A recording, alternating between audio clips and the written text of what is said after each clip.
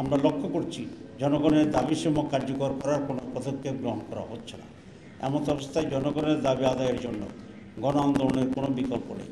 তাই জুলাই জাতীয় সনদের ভিত্তিতে আগামী ফেব্রুয়ারিতে অবাধ ও সুষ্ঠু গ্রহণযোগ্য নির্বাচন এবং জনগণের ভোটের প্রতিষ্ঠার মাধ্যমে বাংলাদেশকে একটি ন্যায়ভিত্তিক ও জবাবদিহিমূলক গণতান্ত্রিক রাষ্ট্র গড়ে তোলার লক্ষ্যে বাংলাদেশ জামাত ইসলামের পক্ষ থেকে আজ 15ই সেপ্টেম্বর আন্দোলনের 5 দফা গণদাবি জাতির সামনে তুলে ধরছি।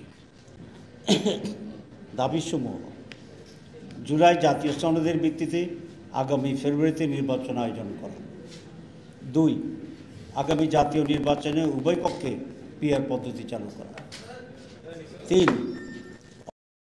সুষ্ঠু ও গ্রহণযোগ্য নির্বাচনের লক্ষ্যে সকলের জন্য লেভেল প্লেইং ফিল্ড নিশ্চিত করা।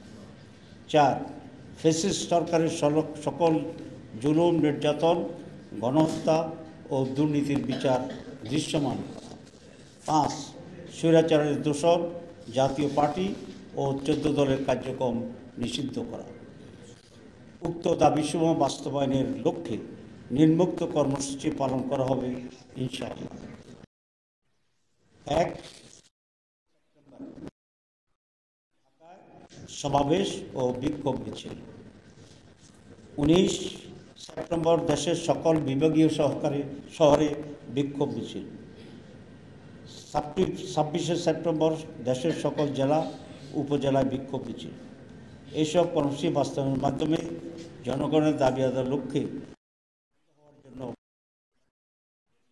উদাত্ত আহ্বান জানাচ্ছি।